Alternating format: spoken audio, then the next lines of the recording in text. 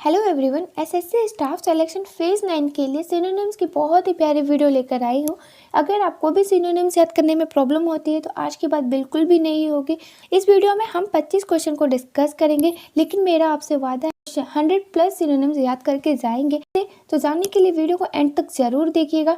तो दोस्तों, आपका स्वागत है आपके अपने यूट्यूब चैनल प्रतीक्षा स्टडी पे। जैसे कि आप सभी जानते हैं, एसएससी अक्सर क्या करता है, हमेशा प्रीवियस ईयर से क्वेश्चन ज़्यादा पूछता है। ठीक है, अक्सर रिपीटेड क्वेश्चन पूछ लिया जाता है। तो हम प्रीवियस ईयर के सारे क्वेश्चन को डिस्कस करेंगे, चाहे वो सीएचएसएल के हो, चाहे सीजीएल के हो, चाहे स्टेनो का हो, चाहे एमटीएस का हो। एसएससी जितने भी एग्जाम कराते हैं हम उन सब के प्रीवियस ईयर के क्वेश्चन को डिस्कस करेंगे। तो वीडियो बहुत इंपॉर्टेंट होने वाला है, केवल एसएससी सिलेक्शन फेज़ 9 के लिए नहीं, हर वो एग्जाम के लिए जिसमें इंग्लिश ग्रामर आती है, जिसमें सिनोनिम्स आएगा।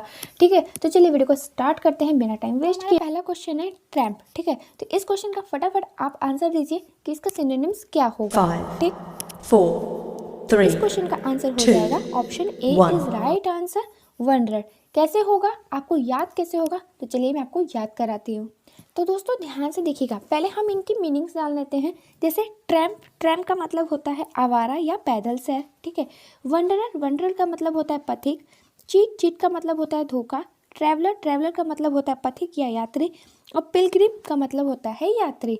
तो सबसे पहले आप कुछ समझ पा रहे हैं, कुछ एलिमिनेट कर पा रहे हैं, ऑप्शनों के साथ खेलना सीखिए। ठीक है, यानी कि जो ऑप्शन नंबर बी है ना, वो तो बिल्कुल नहीं होगा, क्योंकि ट्रैम्प का मतलब होता है आवारा या पैदल से। तो चीट तो बिल्कुल नहीं होगा। अब बची मेरा पथिक, पथिक यात्री यानी कि वंडरर, ट्रैवलर और पिलग्रिम। ठीक है, तो सबसे पहले ट्रैम्प का मतलब जान लेते हैं कि ट्रैम्प का मतलब क्या होता है। हिंदी में तो समझ में आ रहा है आवारा या पैदल से, तो इंग्लिश में ट्रैम्प का मतलब होता है a person with no home और जॉब, यानी कि एक ऐसा व्यक्ति जिसके पास ना ही घर है और ना ही जॉब है। Who travels from place to place, वो ट्रैवल कर रहा है एक जगह से दूसरे जगह। Usually asking people in the street for food और मनी। ठीक है, तो सबसे खाने और पैसे के लिए पूछ रहा है। ठीक है, यानी कि ट्रैम्प क्या हुआ, एक आवारा या पैदल से, मतलब जिसके पास कुछ भी नहीं है, ना घर है, ना जॉब है, ना पैसे हैं। ठीक है, ट्रैम्प मतलब ये होता है। अब हम देख लेते हैं अपने वंडरर। वंडरर का मतलब क्या होता है, a person who keeps travelling from place to place with no permanent home. तो वंडरर का मतलब भी यही हो रहा है एक तरफ से कि मतलब एक पर्सन है, वो ट्रैवलिंग कर रहा है। ठीक है, प्लेस एक जगह से दूसरी जगह, लेकिन उसका कोई भी परमानेंट होम नहीं है। ठीक है, परमानेंट होम नहीं है, यानी कि ट्रैम्प की ही तरह है। ठीक है, तो इस क्वेश्चन का आंसर क्या हो जाएगा, ट्रैम्प का सिनोनिम्स क्या हो जाएगा, वंडरर। ठीक है, ट्रैवलर क्यों नहीं हुआ, पिलग्रिम क्यों नहीं हुआ, चलिए मैं आपको ट्रैवलर भी समझा देती हूँ। जो ट्रैवलर होता है ना, जैसे कि आप ट्रैवलिंग कर रहे हैं। ठीक है, तो आपको पता है कि आपकी डेस्टिनेशन कहाँ है, क्या है, आपको जाना क्या है, आप ट्रैवलिंग क्यों कर रहे हैं, क्या रीज़न है। ठीक है, यानी कि ट्रैवलर का मीनिंग हो जाता है कि a person who is travelling और हु ऑफ्टन ट्रैवल। ठीक है, और जो पिलग्रिम है, पिलग्रिम का भी मतलब हो जाता है कि a person who travels to a holy place for religious reason, यानी कि पिलग्रिम उन लोगों को कहते हैं जो ट्रैवल करते हैं, लेकिन कहाँ पे, हॉली प्लेसेस में। जैसे हम लोग हिंदू धर्म में क्या होता है, तीर्थ यात्रा होता है। ठीक है, मुस्लिम धर्म में क्या होता है, हज वगैरह करने जाते हैं। ठीक है, तो उन्हें हम क्या कहते हैं, पिलग्रिम कहते हैं, यानी कि उनका एक रीज़न है ट्रैवलिंग करने का, उनका एक जगह है कि वहाँ ट्रैवल करके कहाँ जाएंगे, एक स्थान है। ठीक है, तो वो तो पिलग्रिम हो गए। ट्रैवलर का भी यही होता है मतलब, यानी कि जो वंडरर होता है ना, वंडरर को बिल्कुल भी नहीं पता रहता कि उनका कोई घर है, कोई जगह है, कोई परमानेंट होम नहीं रहता। ठीक है, तो यानी कि इस क्वेश्चन का आंसर क्या हो जाएगा, वंडरर हो जाएगा। आशा करती हूँ कि आपको अच्छे से समझ में आ रहा होगा। ठीक है, तो चलिए अपने नेक्स्ट क्वेश्चन पे चलती हूँ। हमारा अगला क्वेश्चन है कॉन्सिग्नी। ठीक है, इसका फटाफट आंसर दीजिए, इसका सिनोनिम्स क्या होने वाला है। 5, 4, 3, 2, तो इसका आंसर हो जाएगा option C is right answer. ठीक है, तो ऑप्शन क्यों होगा, तो चलिए मैं आपको याद करा देती हूँ। सबसे पहले यहाँ पे समझिए, कॉन्सिग्नी का मतलब क्या होता है, पाने वाला। ठीक है, कॉन्सिग्नी का मतलब क्या होता है, पाने वाला। इसका इंग्लिश मीनिंग होता है the person to whom merchandise to delivered over. ठीक है, और डेलीगेट का मतलब है प्रतिनिधि। रिप्रेजेंटेटिव, यहाँ पे रिप्रेजेंटेटिव होगा। ठीक है, रिप्रेजेंटेटिव का मतलब होता है प्रतिनिधि। नॉमिनी का मतलब होता है नामांकित। मैसेंजर का मतलब होता है दूत। यानी कि आपको कुछ समझ में आ रहा है, कुछ ऑप्शन को एलिमिनेट कर पा रहे हैं। जी हाँ, ऑप्शन डी तो बिल्कुल नहीं होगा, क्योंकि वो दूत है, यानी कि यहाँ का मैसेज वहाँ देने वाला वो दूत कहलाएगा। ठीक है, तो यहाँ पे पाने वाला मतलब कि एक ऐसा व्यक्ति जिसको कुछ मिल रहा हो। ठीक है, हमें ये देखना है, ये सिनोनिम्स देखना है। प्रतिनिधि, प्रतिनिधि और नामांकित। देखिए, प्रतिनिधि मतलब हमें क्या होता है कि प्रतिनिधि कर रहे हैं, यानी कि हम, जैसे कि हम लोग क्लास में मॉनिटर, तो मॉनिटर क्या करता है, क्लास के प्रतिनिधि करता है, ठीक है। हमने मॉनिटर को चुना, ठीक है, तो वो प्रतिनिधि हुए, ठीक है। यानी कि हम किसी एक को चुन रहे हैं, चाहे वो ग्रुप से हो चाहे कैसे भी हो, ठीक है, तो वो प्रतिनिधि हुआ, ठीक है, मतलब उसे चुना जा रहा है, तो ये तो नहीं होगा। रिप्रेजेंटेटिव मतलब ये वही कोई चीज़ प्रतिनिधि कर रहा है, ठीक है। नॉमिनी, तो नॉमिनी मतलब क्या होता है, जैसे कि आप कभी भी कोई अवार्ड का वीडियो देख रहे होंगे, अवार्ड सेशन देख रहे होंगे, तो उसमें कहा जाता है ना कि बेस्ट फिल्म का अवार्ड इसे मिला, ठीक है, या बेस्ट एक्टर का अवार्ड इन्हें दिया गया, यानी कि उनको मिला, वो पाने वाला है। बेस्ट एक्टर का अवार्ड मान लीजिए किसी को मिला, तो वो पाने वाला व्यक्ति यानी कि नामांकित, यानी कि इस क्वेश्चन का answer nominee is right answer हो जाएगा। समझ में आ रहा है। डेलीगेट का देखिए मैं आपको इंग्लिश मीनिंग बता देती हूँ कि a person who is chosen or elected to represent the view of a group of people and vote and make decision for them, ठीक है। यानी कि कोई पर्सन है उसको चूज किया जा रहा है। रिप्रेजेंटेटिव का मतलब यही हो जाएगा कि a person who has been chosen to speak और वोट फॉर समबडी एल्स और no on a behalf of group, यानी को लिया जा रहा है, ठीक है, तो उसको कुछ मिल नहीं रहा है, ठीक है, हम उससे प्रतिनिधि करने के लिए उसको रख दे रहे हैं, ठीक, इसलिए डेलीगेट और रिप्रेजेंटेटिव नहीं होगा। समझ में आ गया, ठीक है। अपने नेक्स्ट क्वेश्चन पे चलते हैं। हमारा अगला क्वेश्चन है इनफैचुएशन, ठीक है, इनफैचुएशन, तो इसका आंसर फटाफट दे दीजिए, इसका सिनोनिम्स क्या होने वाला है। 5, 4, 3, 2, इसका आंसर होगा option 1. B is right answer. कैसे होगा चलिए मैं आपको याद करा देती हूँ, क्यों होगा ये भी बता देती हूँ, ध्यान से समझिएगा। इनफैचुएशन का मतलब होता है मूर्खता या आसक्ति। इमोशन का मतलब होता है भावना। पैशन का मतलब होता है जुनून। इमेजिनेशन का मतलब होता है कल्पना। और कंपैशन का मतलब होता है दया, ठीक है। तो कुछ समझ में आ रहा है, मूर्खता या आसक्ति, तो यहाँ पे दया तो बिल्कुल नहीं होगा, यानी कि कंपैशन तो बिल्कुल नहीं होगा, एलिमिनेट कर पाए, ठीक है।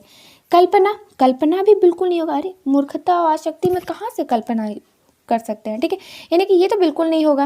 मतलब कोई मूर्खता है या कोई ऐसा कोई काम कर रहा है जो मूर्खतापूर्ण है, ठीक है, तो उसमें कल्पना का कोई बात ही नहीं आता, तो कल्पना तो बिल्कुल नहीं होगा। अब बचे हमारा जुनून और भावना, ठीक है, तो अब इनमें क्या होगा, पहले हम इनफैचुएशन का मतलब समझ लेते हैं। देखिए दोस्तों, अगर आप ये सबका मतलब अच्छे से समझ जाएंगे ना तो आपको याद हो जाएगा। अब इसको रटिए बिल्कुल मत, ठीक है, रटिए बिल्कुल भी मत, बस आप ध्यान से सुनिए मेरी बातों को और इन सब का मतलब समझिए, इनकी मीनिंग क्या है, इंग्लिश में भी और हिंदी में भी, ठीक है। तो इनफैचुएशन का मतलब हो जाता है very strong feeling of love और अट्रैक्टिव फॉर समबॉडी या समथिंग, फुलिश पैशन, यानी कि कोई भी मतलब कि अगर आप किसी से प्यार करते हैं तो बहुत स्ट्रांगली आपका प्यार है, ठीक, या किसी चीज़ के लिए आप बहुत पागल हैं, चाहे वो आपका मान लीजिए एम है जॉब पाने का, ठीक है, तो आप उसके लिए बहुत पागल हैं या बहुत जुनून है आपके अंदर, कहते नहीं है कि एकदम पढ़ जाता है, एकदम पागलों की तरह पढ़ता है या पागलों की तरह प्यार करता है, लाइक उस तरह, ठीक है। या किसी चीज़ के लिए या किसी व्यक्ति के लिए तो आप बहुत ज़्यादा पागल है, यानी कि किसी चीज़ के लिए आपको अंदर जुनून बहुत है, उस चीज़ के लिए आप पागल है या आसक्ति है या मूर्खता है आपके अंदर, ठीक है। तो यहाँ पे भावना, अब समझ में आ रहा है कि भावना तो नहीं होगा, क्योंकि हमारे अंदर फीलिंग तो कभी भी आती है जाती है, ठीक है, फीलिंग तो नहीं होगा, तो होगा क्या, पैशन, जुनून, ठीक है, यानी कि इनफैचुएशन का मतलब हो जाएगा पैशन। समझ में आ गया, ठीक है। तो अपने नेक्स्ट क्वेश्चन पे चलते हैं। अब हमारा अगला क्वेश्चन है मोमेंटस, तो इसका आंसर क्या होगा, फटाफट बताइए कि इसका सिनोनिम्स क्या होने वाला है। 5, 4, 3, 2, 1. तो इस क्वेश्चन का आंसर हो जाएगा इंपॉर्टेंट इज राइट आंसर। क्यों होगा, कैसे होगा, चलिए मैं आपको याद करा देती हूँ, ध्यान से देखिएगा। मोमेंटस का मतलब होता है प्रभावशाली। मोमेंटस का मतलब क्या होता है, प्रभावशाली। इसकी इंग्लिश मीनिंग होती है वेरी इंपॉर्टेंट और serious, especially because there may be important result historic, ठीक है, यानी कि कोई भी चीज़ बहुत इंपॉर्टेंट है या बहुत ज़्यादा सीरियसली बात है, especially because there may be important result, ठीक है, यानी कि हमारा ऑप्शन है इंपॉर्टेंट का मतलब होता है महत्वपूर्ण, टेम्पररी अस्थायी, फ्लटिंग क्षणभंगुर या अस्थायी, और मोनूमेंटल मतलब होता है स्मरणार्थ, ठीक है। तो यहाँ पे कुछ समझ में आ रहा है, टेम्पररी तो बिल्कुल नहीं होगा, टेम्पररी काट दीजिए, फ्लिटिंग भी नहीं होगा क्योंकि क्षणभंगुर है अस्थायी, तो कोई भी चीज़ क्षणभंगुर है यानी टेम्पररी है तो वो तो हमारे लिए इंपॉर्टेंट होगा नहीं, कोई हमारे लिए हिस्टोरिक होगी नहीं। जगह इस क्वेश्चन का आंसर महत्वपूर्ण, यानी कि कोई भी चीज़ हमारे लिए बहुत इंपॉर्टेंट है, ठीक है, यादगार, तो जरूरी नहीं है कि कुछ चीज़ें हमारी यादें बहुत ज़्यादा इंपॉर्टेंट हो या हिस्टोरिक हो, ठीक है। तो इस क्वेश्चन का आंसर क्या हो जाएगा, इंपॉर्टेंट। जैसे मोनूमेंटल का इंग्लिश मीनिंग समझ लीजिए कि very important and having a great influence especially as the result of year of at work historic, ठीक है, इसका मतलब ये होता है। और जो इंपॉर्टेंट होता है, इंपॉर्टेंट का मतलब होता है having a great effect on people और थिंग ऑफ ग्रेट वैल्यू। अगला क्वेश्चन है ब्यूटीफुल, ये तो एकदम सिंपल सा क्वेश्चन है, सभी को पता है ब्यूटीफुल मतलब क्या होता है, सुंदर, ठीक है। तो फटाफट इसका आंसर दीजिए, इसका आंसर क्या होने वाला है। 5, 4, 3, ऑब्वियस सी 2, बात है, इसका आंसर क्या हो 1. जाएगा? Option A is right answer. ठीक है, कैसे होगा क्यों होगा चलिए मैं आपको बता देती हूँ। ये याद रखिए, ब्यूटीफुल, ब्यूटीफुल का मतलब होता है सुंदर, हैंडसम का मतलब भी सुंदर होता है, बस लड़की के लिए ब्यूटीफुल यूज़ करते हो, लड़कों के लिए हैंडसम यूज़ करते हैं। ठीक है, एलोरिंग मतलब होता है मनोहर, अपीलिंग मतलब होता है आकर्षक, अट्रैक्टिव मतलब होता है मोह लेने वाला। कितना कन्फ्यूजन है कि एलोरिंग होगा, कि अपीलिंग होगा, कि अट्रैक्टिव होगा या हैंडसम होगा। ठीक है, तो ध्यान से समझिएगा, जो ब्यूटीफुल होता है वो क्या होता है? Pretty, handsome, attractive, lovely, good looking, gorgeous, having beauty, ये सब क्या होता है? प्रिटी, ब्यूटीफुल का सिनोनिम्स हो गया। ठीक है, एलोरिंग क्या मतलब होता है कि attractive and exciting in a mysterious way. ठीक है, मतलब कि कोई भी क्या हो जाता है कि किसी मन को हरने वाला, मतलब कोई भी चीज़ ऐसा हो जो आपको बहुत अच्छा लगता हो। ठीक है, तो ये हो गया। इसकी इंग्लिश मीनिंग क्या होती है कि attractive and exciting in a mysterious way. ठीक है, अब जैसे बात करते हैं अपीलिंग। अपीलिंग का मतलब होता है आकर्षक। ठीक है, आकर्षक यानी कि अट्रैक्टिव और इंटरेस्टिंग। ठीक है, तो ये हुआ। तो यहाँ पे सुंदर का चीज़ नहीं दिखना है, मतलब कोई भी चीज़ अगर आपके अंदर है तो वो चीज़ अट्रैक्टिव लगेगा। अट्रैक्टिव का मतलब ये नहीं कि वो सुंदर है। ठीक है, अट्रैक्ट कर रहा है, चाहे जैसे कहीं पे मान लीजिए रेड लाइट चल रही है तो वो भी तो हमें अट्रैक्ट कर रहा है अपने तरफ, तो वो सुंदर की बात नहीं हुई। ठीक है, ठीक है, अब आती है अट्रैक्टिव। अट्रैक्टिव का मतलब क्या होता है कि मोह लेने वाला, यानी कि pleasant to look at. Appealing मतलब कोई भी चीज़ है जो बहुत ज़्यादा मोह लेने वाला है, तो ज़रूरी नहीं कि वो सुंदर ही चीज़ हमें मोह ले, कोई ख़राब चीज़, ख़राब भी चीज़ हमें कभी कभी बहुत अच्छी लगती है। ठीक है, यानी कि इस क्वेश्चन का आंसर सिंपली हो जाएगा, ब्यूटीफुल का आंसर क्या हो जाएगा? Handsome is right answer. समझ में आ गया? ठीक है, चलिए अपने नेक्स्ट क्वेश्चन पे चलते हैं। अब हमारा अगला क्वेश्चन है क्विवर। ठीक है, क्या आंसर होने वाला? फटाफट आंसर दीजिए। 5, 4, 3, 2, 1. Option D is right answer, Trimble. ठीक है, क्यों होगा, कैसे होगा, चलिए मैं आपको याद करा देती हूँ। सबसे पहले इसका मीनिंग देखिए। क्विवर का मतलब होता है तरकस या कांपना। ठीक है, क्वेरल मतलब होता है झगड़ा, क्विकन मतलब होता है सचेत करना, वेवर मतलब होता है डगमगाना, और ट्रिम्बल मतलब होता है घबराना। ठीक है, तो अब हम कैसे जानेंगे कि इसका आंसर क्या होगा? पहले तो एलिमिनेट करना सीखिए। क्वेरल तो बिल्कुल नहीं होगा, झगड़ा में कौन कांपता है? ठीक है, क्वेरल तो बिल्कुल नहीं होगा। क्विकन, क्विकन मतलब होता है सचेत करना, मतलब कांपना और तरकस का मतलब ही अलग हो गया। सचेत करना मतलब कि आप कहीं जा रहे हैं तो आप बोल रहे हैं कि उस रास्ते से मत जाना, वहाँ पे बहुत ज़्यादा ट्रैफिक है, तो आपने किसी को क्विकन किया यानी कि सचेत किया। तो यहाँ पे तरकस या कांपने की तो कोई बात नहीं हुई, यानी कि ये दो ऑप्शन तो हमारे एलिमिनेट हो गए। ठीक है, अब बच्चा हमारा क्या? वेव और ट्रिम्बल। अब वेवर और ट्रिम्बल, तो वेवर का मतलब होता है डगमगाना, तो डगमगा रहे, जरूरी नहीं कि हम डगमगा रहे हैं तो हम काँप रहे हैं। तो ट्रिम्बल मतलब होता है घबराना, कभी भी हम कोई चीज़ से घबरा जाते हैं तो हम काँप जाते हैं। ठीक है, तो इसका मतलब होता है, तो इस क्वेश्चन का आंसर क्या हो जाएगा? ट्रिम्बल। ठीक है, ट्रिम्बल का इंग्लिश मीनिंग क्या होता है थोड़ा समझ लीजिए। To shake in a way that you can not control. ठीक है, वेवर मतलब टू शेक स्लाइटली। ठीक है, और क्वेरल तो समझ ही रहे हैं कि to have an angry argument, और क्विकन मतलब टू बिकम क्विकर, और वेवर मतलब टू बी और बिकम वीक और अनस्टेडी हेस्टाइट। ठीक है, हेसिटेट। ठीक, तो ये हुआ, समझ में आ गया? ठीक है, चलिए अपने नेक्स्ट क्वेश्चन पे चलते हैं। अब हमारा अगला क्वेश्चन है एडल्टेशन। ठीक है, तो इसका आंसर क्या होगा? 5, फटाफट दीजिए। 4, 3, फ्लैटरी। 2, ठीक, इस क्वेश्चन का आंसर हो जाएगा फ्लैटरी। ठीक है, क्यों होगा, कैसे होगा, चलिए मैं आपको याद करा देती हूँ। यानी एडल्टेशन का मतलब होता है मनोहार, ड्यूरेशन का मतलब होता है समयांतराल, आर्ग्यूमेंट का मतलब होता है बहस, फ्लैटरी का मतलब होता है चापलूसी, और यहाँ पे ध्यान रखिएगा इंस्टीट्यूशन है ना, यहाँ यू रहेगा। ठीक है, यहाँ यू रहेगा, यानी इंस्टीट्यूशन का मतलब होता है संस्थान। ठीक है, ठीक, कुछ समझ में आ रहा है, कुछ एलिमिनेट कर पा रहे हैं? जी हाँ, आर्ग्यूमेंट तो बिल्कुल नहीं होगा। फ्लैटरी, ड्यूरेशन, ड्यूरेशन समयांतराल, तो मनोहार मतलब क्या? समयांतराल तो नहीं होगा। इंस्टीट्यूशन संस्थान तो बिल्कुल नहीं होगा, तो बचा क्या? चापलूसी। इस क्वेश्चन का राइट आंसर क्या हो जाएगा? फ्लैटरी। फ्लैटरी का मतलब क्या होता है? तो सबसे पहले एडल्टेशन का मतलब समझ लेते हैं। एडल्टेशन का मतलब होता है admiration and praise, specially when this is greater than unnecessary, greater than is necessary. ठीक है, और ड्यूरेशन, ड्यूरेशन मतलब समयांतराल, समझ रहे, the length of time the something continuous. ठीक है, और फ्लैटरी, फ्लैटरी क्या कहता है? फ्लैटरी का मीनिंग हो जाएगा कि praise that is not sincere. ठीक है, यानी कि जो चापलूसी करते हैं, जैसे कोई नहीं मनोहार, मतलब किसी को आपको जीतना है तो उसकी खूब तारीफ कर दीजिए कि बहुत अच्छे लग रहे हैं, बहुत सुंदर लग रहे हैं, ब्ला ब्ला ब्ला। ठीक है, तो वो हो गया हमारे एडल्टेशन। इसके आंसर क्या हो जाएगी? फ्लैटरी। समझ में आ गया? ठीक है, चलिए अपने नेक्स्ट क्वेश्चन पे चलते हैं। कॉन्टेम्पलेशन। ठीक है, तो इसका आंसर क्या होगा? फटाफट दीजिए। 5, 4, 3, 2, 1. इस क्वेश्चन का आंसर हो जाएगा मेडिटेशन। ठीक है, क्यों होगा कैसे होगा चलिए मैं आपको याद भी करा देती हूँ, ध्यान से समझिएगा।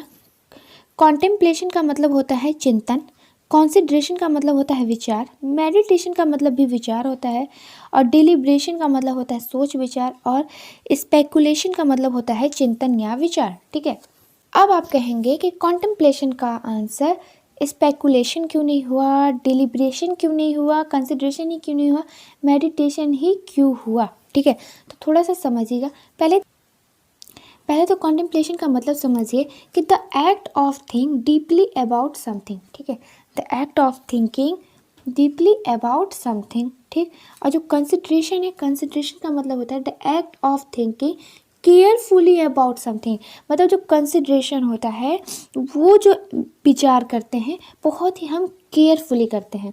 ठीक है, केयरफुली मतलब बहुत ही ध्यानपूर्वक करते हैं। लेकिन कॉन्टेम्पलेशन क्या होता है कि the act of thinking deeply about that something, यानी कि बहुत गहराई में अगर हम कोई चीज़ सोच रहे हैं तो वो तो कॉन्टेम्पलेशन हो गया। और कंसिडरेशन मतलब बहुत कोई भी चीज़ हम सोच रहे हैं लेकिन बहुत ही ध्यान से कर रहे हैं, सोच विचार कर रहे हैं बहुत ही ध्यान से। ठीक है, जैसे लाइक अगर वो हो गया जैसे हम कोई बॉम्ब है, बॉम्ब कहीं पे लग गया है। ठीक है, मैं एग्जांपल समझा रही हूँ आपको। जैसे उसको हमको क्या करना है, डिफ्यूज़ करना है, तो हम वहाँ पे बहुत ही केयर से उसको सोचेंगे कि हमें कौन सा तार को कट करना होगा, तो वो तो हो गया हमारा कंसिडरेशन। ठीक है, अब डेलिब्रेशन क्या हो गया, the process of carefully considering of discussing something. ठीक है, डेलिब्रेशन का भी मतलब वही हो गया कि बहुत ही केयरफुली से हमें सोच विचार करना है। और स्पेकुलेशन का मतलब होगा the act of forming opinion about what has happened or what might happen without knowing all the fact. यानी कि स्पेकुलेशन का मतलब हो गया कि मतलब कि क्या करना चाहिए, अगर ये करते तो ये कैसे होगा, ये सब के बारे में सोच विचार। यानी कि मेडिटेशन का मतलब हो जाता है, मेडिटेशन का मतलब हो जाता है the practice of thinking deeply in silence. ठीक है, स्पेशली फॉर रिलीजियस रीज़न और इन ऑर्डर टू मेक और माइंड काम। जैसे आप सभी को पता है कि मेडिटेशन करते हैं ना, कि मेडिटेशन करिए, एकदम शांत होके बैठिए, अपने माथे के बीच में जो गोल बिंदी है उसको ध्यान से देखिए, मतलब बहुत ही गहराई में सोचिए, लंबी सांस लीजिए, लाइक दिस। ठीक है, यानी कि कॉन्टेम्पलेशन का आंसर क्या हो जाएगा, मेडिटेशन इज राइट आंसर। समझ में आ गया। ठीक है, याद भी करते चलिए, इसी तरीके से याद होगा। अगर आप रटेंगे ना तो बिल्कुल भी याद नहीं होगा। ऑप्शनों के साथ खेलना सीखिए। ठीक है, ऑप्शनों को एलिमिनेट करना सीखिए और चीज़ों को समझिए कि इनके बीच में डिफरेंस क्या है। अगर आप डिफरेंस समझ जाएंगे ना तो आपको फटाफट सिनोनिम्स याद हो जाएगा। अगर आपको सिनोनिम्स याद हो गया ना तो एंटोनिम्स तो आराम से याद कर लेंगे। ठीक है, अगर आपको, क्योंकि एंटोनिम्स में भी तो वही चीज़ होता है, बस हमको उसका अपोजिट बताना रहता है। ठीक है, तो समझ में आ गया। कॉन्टेम्पलेशन मतलब होता है चिंतन, वो भी चिंतन कैसे, बहुत डीपली। ठीक है, और मेडिटेशन मतलब भी समझ ही रहे हैं। ठीक, कंसिडरेशन का मतलब क्या होता है, बहुत ही ध्यानपूर्वक सोच विचार करना। डेलिब्रेशन का मतलब भी होता है, स्पेकुलेशन का मतलब भी वही होता है। ठीक है, तो चलिए नेक्स्ट क्वेश्चन पे चलते हैं। हमारा अगला क्वेश्चन है डिलीगेंट। ठीक है, तो इसका आंसर क्या होगा, फटाफट दे दीजिए। 4 3 2 इस क्वेश्चन का आंसर हो जाएगा option A is right answer. क्यों होगा कैसे होगा चलिए मैं आपको बता देती हूँ। सबसे पहले ध्यान से समझिएगा, डिलीगेंट का मतलब होता है मेहनती। ठीक है, जैसे आप सभी है मेहनती, बहुत मेहनती, तभी तो इस वीडियो को एंड तक देख रहे हैं, पढ़ रहे हैं। ठीक है, और अगर आपको लगे कि मैं भी मेहनती हूँ तो प्लीज़ वीडियो को लाइक एंड शेयर करके जाइएगा। ठीक है, और चैनल को सब्सक्राइब तो बिल्कुल भी करना मत भूलिएगा, तो कर लीजिएगा। ठीक, तो डिलीगेंट का मतलब क्या होता है, मेहनती। अब ऑप्शनों को खेलते हैं। इंडस्ट्रियस का मतलब भी मेहनती होता है। इनडिफरेंट का मतलब होता है उदासीन। इंटेलिजेंट का मतलब होता है बुद्धिमान। और सॉरी, यहाँ पे एनर्जेटिक हो गया, यानी कि एनर्जेटिक का मतलब होता है शक्तिशाली। ठीक है, तो कोई भी आदमी शक्तिशाली है तो ज़रूरी नहीं है कि वो क्या है, मेहनती है। तो ऑप्शन डी तो बिल्कुल नहीं होगा। कोई भी चीज़ बुद्धिमान है तो ज़रूरी नहीं कि वो मेहनती है। मतलब आपके अंदर बहुत ज़्यादा दिमाग है तो आप बैठे बैठे भी काम कर सकते हैं। हो सकता है आपको आलस आता हो, ज़रूरी नहीं कि आप मेहनती हैं। ठीक है, कोई भी चीज़ इनडिफरेंट यानी कि उदासीन है, तो आपको समझ में आ रहा है तो ये तो ऐसे ही अलग हो जा रहा है। तो बच्चे क्या, इंडस्ट्रियस। ठीक है, इंडस्ट्रियस यानी कि इस क्वेश्चन का आंसर क्या हो जाएगा, इंडस्ट्रियस इज राइट आंसर। समझ में आ गया। ठीक है, थोड़ा सा मैं आपको डिलीगेंट का इंग्लिश मीनिंग समझा देती हूँ कि डिलीगेंट का इंग्लिश मीनिंग होता है कि showing care and effort in your work और ड्यूटीज़। ठीक है, मतलब आपको, ठीक है, और इंडस्ट्रियस का मतलब हो जाता है वर्किंग हार्ड। ठीक है, तो बस ये चीज़ था, समझ में आ गया। अपने नेक्स्ट क्वेश्चन पे चलते हैं। अब हमारा अगला क्वेश्चन है पैराडॉक्स। इसके बारे में तो एकदम क्या बताएं, मतलब पूरे मूवी यूट्यूब हर जगह छाया हुआ है, पैराडॉक्स पैराडॉक्स पैराडॉक्स। तो आपको पता भी होगा पैराडॉक्स का मतलब होता है विरोधाभास, ठीक है। तो इसका आंसर क्या हो जाएगा? आंसर हो जाएगा option C is right answer. क्यों होगा, कैसे होगा, चलिए थोड़ा समझा देती हूँ। पैराडॉक्स है ना, पैराडॉक्स का मतलब होता है विरोधाभास, यानी कि इंग्लिश मीनिंग है इसका ए पर्सन थिंग और situation that has two opposite feature and therefore seems strange, a statement containing two opposite ideas that make it seem impossible। यानी कि कुल मिला के ऐसी चीज़ों के बारे में सोचना करना जो इम्पॉसिबल हो, या जैसे कह दे मतलब बहुत ज़्यादा पैराडॉक्स मतलब इम्पॉसिबल चीज़ है, ठीक है। पैराडाइज है, पैराडाइज मतलब स्वर्ग है, तो ये तो बिल्कुल इस क्वेश्चन का आंसर नहीं होने वाला है। क्वेश्चन मतलब सवाल, तो सवाल विरोधाभास का कोई दूर दूर तक कोई लेना देना नहीं है, ठीक। बच्चे चैलेंज मतलब चुनौती, तो चुनौती और विरोधाभास बिल्कुल भी नहीं। तो बच्चा पहेली, ठीक है, यानी कि इस क्वेश्चन का आंसर क्या हो जाएगा? पजल, ठीक है। तो पजल पहेली इज राइट आंसर, ठीक है। पजल का मतलब क्या होता है, थोड़ा सा मैं आपको समझा देती हूँ कि a game something that is difficult to understand or explain, यानी कि एक ऐसा गेम जिसको समझने में बहुत ज़्यादा डिफ़िकल्टी होती है, ठीक है। तो उसी तरह जैसे कि उसमें गेम में भी हम लोग पैराडॉक्स कर दिए कि ऐसे ऐसे होगा, बहुत आपको अजीब से सिचुएशन में डाल दिए कि ऐसा होना चाहिए लेकिन होगा नहीं, यही लाइक पजल की तरह, ठीक है। समझ में आ गया? तो चलिए अपने नेक्स्ट क्वेश्चन पे चलते हैं। क्वेश्चन अब हमारा अगला क्वेश्चन है क्लोजल, ठीक है।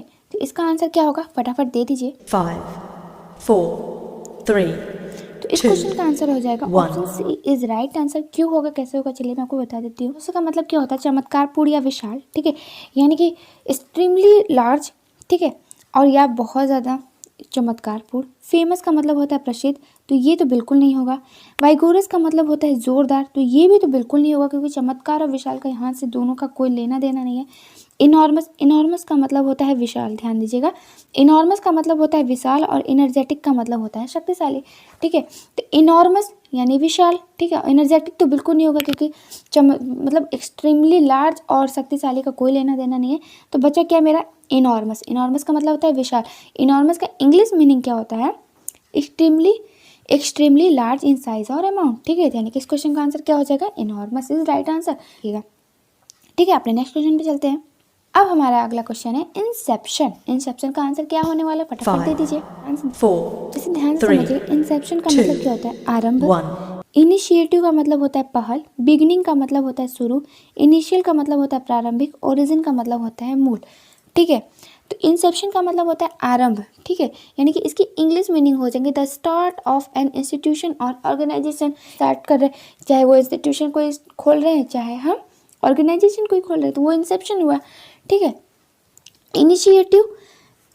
इनिशिएटिव का मतलब हो जाता है कि a new plan or dealing with a particular problem or for achieving a particular purpose, यानी कि जैसे हम लोग कहते हैं ना कि प्रधानमंत्री जी ने ये योजना लाई, ठीक है, तो ये चीज़ का इनिशिएटिव किया, ये चीज़ का पहल किया, ठीक है। तो यहाँ पे याद रखिएगा, पहल एक अलग सेंस हो जाता है। कोई भी चीज़ पहल का मतलब हो जाता है कि कोई भी चीज़ शुरू करे कोई प्रॉब्लम को देखकर, ताकि उसका सलूशन निकल पाए, ठीक है। तो ये तो बिल्कुल नहीं होगा, ठीक।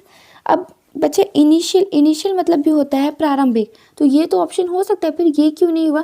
तो ध्यान से समझिए, इनिशियल का मतलब होता है हैपनिंग ऑल द बिगनिंग, यानी कि कोई भी ऐसा चीज़ जो स्टार्टिंग में घटना घटित हुई हो, ठीक है, यानी कि हैपनिंग इन द बिगनिंग, मतलब स्टार्टिंग में शुरू होने से पहले कोई चीज़ घटा हुई हो, तो वो इनिशियल कहलाता है, यानी कि वो प्रारंभिक हुआ। ओरिजिन का मतलब समझ ही रहे हैं कि मूल, the point from which something start, वो ऐसा कोई पॉइंट जहाँ से कोई चीज़ स्टार्ट हुआ हो, तो यहाँ पे आरंभ का मतलब नहीं निकल रहा है, ठीक है। तो बिगनिंग मतलब शुरू, यानी कि शुरू से शुरू करिए, यानी कि आरंभ करिए, ठीक है। तो इस क्वेश्चन का राइट आंसर क्या हो जाएगा? बिगनिंग। अपने नेक्स्ट क्वेश्चन पर चलते हैं। हमारा अगला क्वेश्चन है ग्रैंड्यूर, ठीक है। तो ग्रैंड्यूर का आंसर क्या होगा, फटाफट दे दीजिए। 2 1 इस क्वेश्चन का आंसर हो जाएगा option A is right answer. क्यों होगा, कैसे होगा, चलिए आपको समझा देते हैं। ध्यान से देखिएगा, ग्रैंड्यूर का मतलब होता है शान या वैभव, ठीक है। मैग्निफिकेंस का मतलब होता है शान। एडमायरेशन का मतलब होता है प्रशंसा। हैप्पीनेस का मतलब होता है खुशी। और अवे का मतलब होता है या। तो कुछ समझ में आ रहा है? अवे तो बिल्कुल नहीं होगा, हैप्पीनेस का तो बिल्कुल नहीं होगा। अगर आप जरूरी नहीं कि आप खुश है तो आपके अंदर आपके पास बहुत शान है या वैभव है, ठीक है। एडमायरेशन मतलब होता है प्रशंसा करना, तो ये तो बिल्कुल भी नहीं होगा। जरूरी नहीं कि प्रशंसा करने से आपके पास शान या वैभव आ जाएगा। तो बचा क्या? मैग्निफिकेंस इज राइट आंसर, शान, ठीक है। समझ में आ गया? चलिए अपने नेक्स्ट क्वेश्चन पे चलते हैं, यानी इंटरप्रेट, ठीक है। तो इसका आंसर क्या होगा, फटाफट दे 5 दीजिए। 4 3, 2, 1. इस क्वेश्चन का आंसर हो जाएगा option D is right answer. क्यों होगा, कैसे होगा, चलिए आपको बता देते हैं। देखिए, इंटरप्रेट का मतलब क्या होता है, नीडर, ठीक है। और एम्बिशियस का मतलब होता है महत्वाकांक्षी, डिटरमाइंड का मतलब होता है निर्धारित, टॉकेटिव का मतलब होता है बातूनी, और फियरलेस का मतलब होता है निडर, ठीक है। तो यहाँ पे ध्यान से समझिएगा, टॉकेटिव तो बिल्कुल नहीं होगा। क्यों, बातूनी मतलब जरूरी नहीं कि आप बहुत ज़्यादा बात करते हैं तो आप किसी चीज़ से डरते नहीं हैं, आप निडर हो गए, ठीक है, ये तो नहीं होगा। डिटरमाइंड मतलब निर्धारित, यानी कोई भी चीज़ के लिए आप जैसे समय निर्धारित किया है तो यहाँ पे निडर और उस समय का ये कोई भी लेना देना नहीं है, ये तो होगा नहीं। एम्बिशियस महत्वाकांक्षी, जरूरी नहीं कि आपके अंदर बहुत बड़ा महत्वाकांक्षी है तो आप निडर होंगे, तो ये भी तो ऑप्शन बिल्कुल नहीं होगा। तो बचा क्या मेरा, फियरलेस। फियरलेस मतलब क्या होता है, निडर। तो इंटरप्रेट का मतलब क्या हुआ, निडर। तो फियरलेस इज राइट आंसर, ठीक है। अपने नेक्स्ट क्वेश्चन पे चलते हैं। अब हमारा अगला क्वेश्चन है एब्रोगेट। एब्रोगेट का क्या होगा आंसर, जल्दी से दे दीजिए। 5, 4, 3. इस क्वेश्चन का आंसर हो जाएगा option A is right answer. क्यों होगा, कैसे होगा, चलिए बता देते हूँ और साथ ही साथ आपको याद भी करा देती हूँ। एब्रोगेट का मतलब होता है अभिनिषेध करना। क्या होता है, अभिनिषेध करना, ठीक है। रिपेल का मतलब होता है निरसन, डिस्ट्रॉय का मतलब होता है नष्ट, डिले का मतलब होता है विलंब, और डिसमिस का मतलब होता है खारिज। ये हिंदी ही इतना टफ है, अभिनिषेध करना, यानी कि इंग्लिश मीनिंग थोड़ा सा समझिए कि एब्रोगेट का मतलब होता है to officially end a law and agreement etcetera, यानी कि कोई भी चीज़, कोई लॉ है उसको आप एंड कर रहे हैं, ऑफिशियली एंड कर रहे हैं, वो होता है एब्रोगेट, ठीक है ना। तो ध्यान से समझिएगा। रिपेल का मतलब होता है निरसन, डिस्ट्रॉय का मतलब होता है नष्ट, और डिले का मतलब होता है विलंब, और डिसमिस का मतलब होता है खारिज, ठीक है। तो कोई भी चीज़ अगर आप खारिज कर दे रहे हैं यानी कि वो परमानेंटली खत्म हो जा रहा है, तो ये तो बिल्कुल नहीं होगा। डिले भी बिल्कुल नहीं होगा। कोई भी चीज़ में आप देरी नहीं करना है, हमें सीधे अभिनिषेध करना है या उसको हटा देना है, ठीक है। और डिस्ट्रॉय तो बिल्कुल नहीं होगा, हमें किसी भी चीज़ को नष्ट नहीं करना। बचा क्या, रिपेल इज राइट आंसर। तो चलिए थोड़ा सा, और रिपेल का मतलब हो जाता है इफ़ गवर्नमेंट और अदर ग्रुप और person with authority repeal a law that law is no longer valid. हम अपना अगला क्वेश्चन देख लेते हैं। अब इसको झोंक में बहुत से लोग यहाँ पे क्वेश्चन गलती करते हैं, डिफरेंस, इसको डिफरेंस नहीं डेफरेंस पढ़ते हैं। क्या है, डेफरेंस। ध्यान से स्पेलिंग समझिएगा, ऐसे ही एग्जामिनर आपको कंफ्यूज करता है और आप गलत करके चले जाते हैं, ठीक है। तो इसका आंसर क्या होगा, फटाफट बता दीजिए। 5, 4, 3, 2. इस क्वेश्चन का आंसर हो जाएगा रिस्पेक्ट इज राइट आंसर। क्यों होगा, कैसे होगा, चलिए आपको याद करा देते हैं। जैसे डेफरेंस का मतलब होता है सम्मान, डिफरेंस नहीं है, ध्यान दीजिएगा, डेफरेंस है। डेफरेंस का मतलब होता है सम्मान, इनडिफरेंस का मतलब होता है उदासीनता, सिंपैथी का मतलब होता है सहानुभूति, रिस्पेक्ट का मतलब होता है आदर, फ्लैटरी का मतलब होता है चापलूसी करना। तो यहाँ पे चापलूसी तो बिल्कुल नहीं होगा। अब एलिमिनेट करना आई थिंक आप सीख गए होंगे सिर्फ 18-20 क्वेश्चन में ही। आगे का जब हम पार्ट 2 या पार्ट 3 लेंगे ना, तब आप देखेंगे कि आप सारे ऑप्शन ही आपको याद रहते हैं कि ये एलिमिनेट इतना इजीली करा कि इस क्वेश्चन का आंसर क्या होगा, फिर भी एलिमिनेट करने के बाद जो बचेगा वही तो हमारा आंसर होगा। तो आप वीडियो को कम से कम पार्ट 2 पार्ट 3 जरूर देखिएगा, ठीक है। बहुत इंपॉर्टेंट वीडियो है और ध्यान से समझिएगा, आपको याद हो जाएगा। अभी नहीं समझ में आ रहा, वीडियो के एंड हो जाएगा ना, फिर आप एक बार इसको देखिएगा, फिर आपको समझ में आ जाएगा आपको याद हुआ कि नहीं हुआ, या एक बार जाके आप कहीं से भी प्रैक्टिस करिएगा, या ऑनलाइन चाहे ऑफलाइन, ठीक है। तो आप देखिएगा कि आप जरूर इसको अच्छे से कर पा रहे हैं, ठीक। तो ये समझिए, यहाँ पे डेफरेंस मतलब होता है सम्मान। तो सहानुभूति और सम्मान का तो कोई मतलब ही नहीं हुआ है। जरूरी नहीं कि आपके साथ कोई सहानुभूति दिखा रहा है तो वो आपका सम्मान कर रहा है, नहीं हो सकता आपको दया भी कर रहा होगा, दया की वजह से आप पे दिखा दिया तो वो रिस्पेक्ट नहीं हुआ।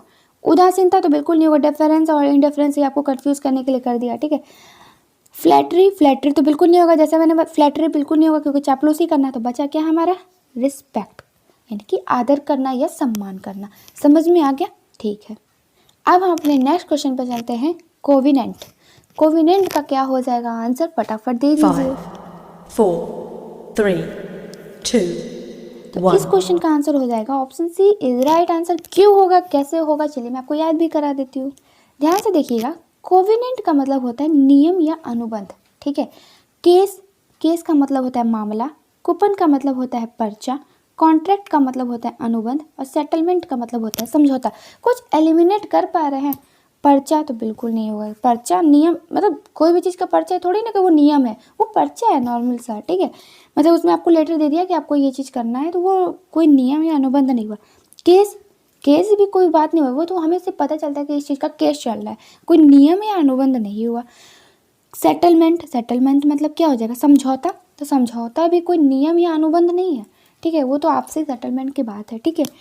तो बचा क्या हमारा, कॉन्ट्रैक्ट इस क्वेश्चन का राइट आंसर हो जाएगा। चलिए मैं आपको कोवेनेंट का इंग्लिश मीनिंग समझा देती हूँ। कोवेनेंट का इंग्लिश मीनिंग है कि a promise to somebody a legal agreement, यानी कि एक मतलब कोई भी चीज़ आप प्रॉमिस कर रहे हैं वो भी लीगल एग्रीमेंट से, यानी कि आप लिखित रूप से लिख के लीगल एग्रीमेंट में देख रहे हैं कि ये चीज़ है, ठीक है। तो कॉन्ट्रैक्ट का भी तो काम वही है ना, कि जैसे आपको कॉन्ट्रैक्ट दे दिया गया कि ये रोड बनाने का, तो आप उसको फिर हटा नहीं सकते क्योंकि आपने कॉन्ट्रैक्ट साइन किया है जितने दिन का, 1 साल 2 साल 3 साल, ठीक है। तो वो भी एक तरफ से क्या हुआ, लीगल एग्रीमेंट हो गया, ठीक, यानी कि एन ऑफिशियल रिटन एग्रीमेंट। समझ में आ गया, ठीक है। हमारा नेक्स्ट क्वेश्चन है ऑब्नोक्सियस, तो इसका 5, आंसर क्या होगा, फटाफट दे दीजिए। 4, 3, 2, 1. तो इस क्वेश्चन का राइट आंसर हो जाएगा option B is right answer. क्यों होगा, कैसे होगा, चलिए आपको समझा देते हैं। ऑब्नोक्सियस का मतलब होता है प्रिय, घिनौना। डिप्रेसिंग का मतलब होता है दबाकर। डिस्कस्टिंग का मतलब होता है प्रिय, घिनौना। एरोगेंट का मतलब होता है अभिमानी। और फिल्दी का मतलब होता है गंदा। तो कुछ एलिमिनेट कर पा रहे, फिल्दी तो बिल्कुल नहीं होगा। अप्रिय है, घिनौना, जरूरी नहीं कि वो गंदा है तो अप्रिय घिनौना, मतलब कोई बच्चे खेल के आया वो गंदा है तो वो घिनौना कैसे हो सकता है, तो ये तो बिल्कुल नहीं होगा, ठीक। डिप्रेसिंग, दबाकर, ये कहाँ से, प्रिय, घिनौना, दबाकर, यहाँ इसका भी कोई लेना देना नहीं है। एरोगेंट, अभिमानी, तो ये तो बिल्कुल नहीं होगा। कोई चीज़, कोई घमंडी है तो उससे हम घिनौना थोड़ी ना हो सकते, या वो हमें भले ना पसंद हो लेकिन उससे घिन नहीं आएगी, या अप्रिय इस टाइप का नहीं होगा। बच्चे क्या, डिस्कस्टिंग, ये कहते हैं कि मतलब कितना डिस्कस्टिंग है, ठीक है, तो यानी कि अप्रिय, घिनौना। इस क्वेश्चन का राइट आंसर क्या हो जाएगा, डिस्कस्टिंग, ठीक है। तो चलिए मैं आपको थोड़ा सा इंग्लिश मीनिंग बता देती हूँ ऑब्नोक्सियस का।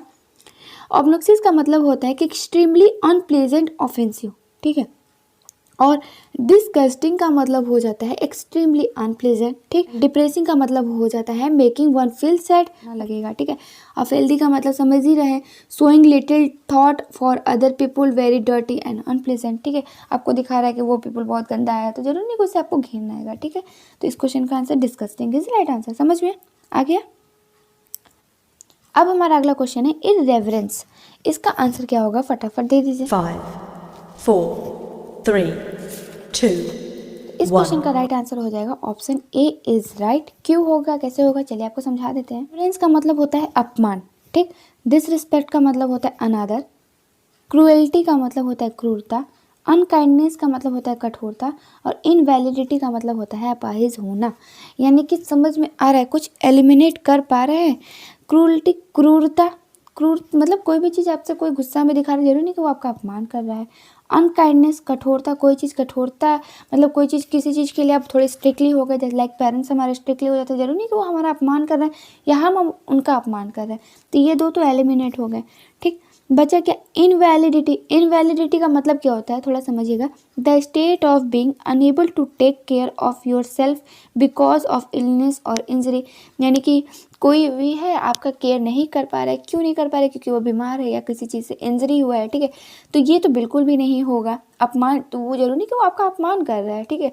तो डिसरिस्पेक्ट, तो इस क्वेश्चन का राइट आंसर क्या हो जाएगा, डिसरिस्पेक्ट इज राइट। समझ में आ गया, ठीक। अब हमारा अगला क्वेश्चन है एमिकेबल। एमिकेबल का आंसर क्या हो जाएगा, फटाफट दे दीजिए। 4, 3, 2, 1. तो इस क्वेश्चन का राइट आंसर हो जाएगा option B is right answer. क्यों होगा, कैसे होगा, चलिए आपको बता देती हूँ। एमिकेबल का मतलब होता है मैत्रीपूर्ण। अब पॉइजनस का मतलब होता है विषैला। फ्रेंडली का मतलब होता है अनुकूल। सेटिस्फाइंग का मतलब होता है संतोषजनक। और हर्टनिंग का मतलब होता है खुशी। तो यहाँ पे समझिएगा, कुछ एलिमिनेट कर पा रहा है। पॉइजनस तो बिल्कुल भी नहीं होगा। सेटिस्फाइंग, संतोषजनक, बिल्कुल नहीं होगा। मतलब कोई भी चीज़ फ्रेंडली, मतलब एमिकेबल, मैत्रीपूर्ण है, यानी कि आप बहुत ज़्यादा आपके अनुकूल है, ठीक है। हार्टनिंग, खुशी, ये भी बिल्कुल नहीं होगा। यानी कि क्या हो जाएगा इस क्वेश्चन का answer, friendly is right answer, ठीक है। तो एमिकेबल का मतलब क्या होता है, इंग्लिश में समझिएगा, डन और अचीव्ड इन अ पोलाइट और friendly way and without arguing, ठीक है। यानी कि कोई भी चीज़ कर रहे हैं बिना किसी आर्गूमेंट के, एकदम फ्रेंडली, ठीक है। तो वही हुआ हमारा एमिकेबल, ठीक। समझ में आ गया। ये अपने नेक्स्ट क्वेश्चन पे चलते हैं। हमारा अगला क्वेश्चन है प्रूडेंट। प्रूडेंट का आंसर क्या होगा, फटाफट दे 5, दीजिए। 4, 3, 2, 1. का आंसर हो जाएगा option C is right, cautious. ठीक है, तो क्यों होगा, कैसे होगा, चलिए आपको समझा देते हैं और याद भी करा देते हैं। आंसर देखिएगा, प्रूडेंट का मतलब होता है विवेकी, स्किल्ड का मतलब होता है कुशल, एक्सपीरियंस्ड का मतलब होता है अनुभव, और कॉशियस का मतलब होता है सतर्क, और क्रिमिनल का मतलब होता है आपराधिक। ठीक है, तो कोई विवेकी है तो यानी कि वो कुशल हो सकता है, ठीक है, या अनुभव हो सकता है, तो ये दोनों क्यों नहीं हुआ, कॉशियस ही क्यों हुआ, तो आपको समझाते हैं। पहले प्रूडेंट का मतलब समझिएगा। प्रूडेंट का मतलब होता है sensible and careful when you make judgement and decision. ठीक है, कोई भी चीज़ आप अगर डिसीजन ले रहे हैं तो बहुत ही ज़्यादा ध्यान से सुन रहे हैं, मतलब ध्यान दे रहे हैं, समझ रहे हैं, ठीक है, तब आप डिसीजन ले रहे हैं, वो प्रूडेंट कहलाते हैं। स्किल्ड का मतलब होता है हैविंग और शोइंग स्पेशल स्किल, यानी कि आपके अंदर बहुत ज़्यादा कुशल है तो वो एक स्पेशल स्किल होगा, तो ये तो बिल्कुल नहीं होगा। एक्सपीरियंस, किसी भी चीज़ करने का आपके पास एक्सपीरियंस है, तो मतलब प्रूडेंट मतलब कोई भी चीज़ कर रहे हैं तो आप सोच विचार के कर रहे हैं, बहुत ध्यानपूर्वक कर रहे हैं, तो एक्सपीरियंस इसमें यहाँ पे काम नहीं देता। ठीक है, तो ये तो होगा नहीं।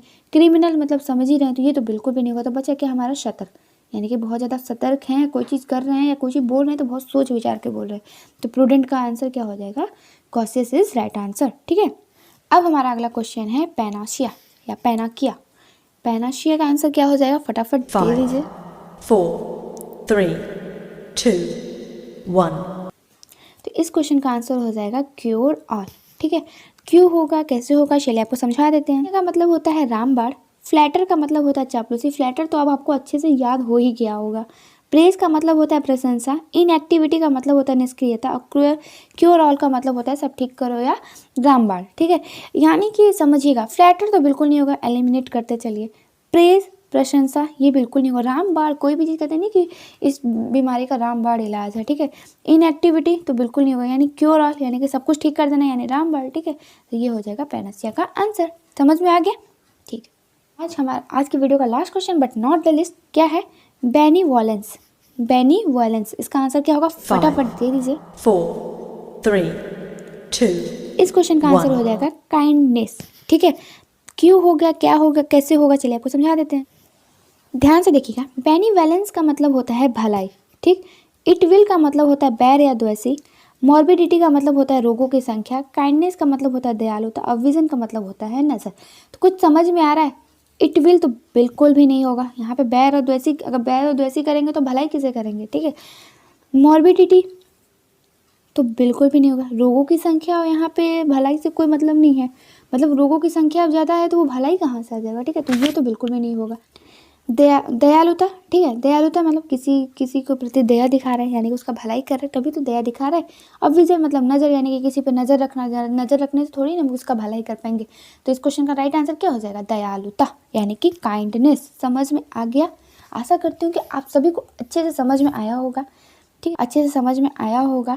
और ये सारे क्वेश्चन बहुत इंपॉर्टेंट क्वेश्चन है, आप देख लीजिएगा, एग्जाम में आपको यहीं से एक क्वेश्चन जरूर देखने को मिलेगा, और होपफुली आपको अच्छे से समझ में आ गया होगा, याद भी हो गया होगा। यहाँ पे हमने सिर्फ 25 ही क्वेश्चन है, 25 क्वेश्चन के हर एक क्वेश्चन के 4 ऑप्शनों को भी अच्छे से पढ़ा है, उसकी मीनिंग को भी याद किया है। ठीक है, सिर्फ पार्ट 2 पार्ट 3 वीडियो के बाद ना आप देखेंगे कि आपको कम से कम 1000, 2000, 4000 सारे सिनोनिम्स याद। आज के लिए इतना ही, आशा करती हूँ कि आप सबको अच्छे से समझ में आ गया होगा। वीडियो के एंड में आपसे रिक्वेस्ट करना चाहूंगी, अगर आपको वीडियो अच्छी लगे तो प्लीज वीडियो को लाइक एंड शेयर करना मत भूलिएगा, चैनल को सब्सक्राइब कर लीजिएगा। Thank you.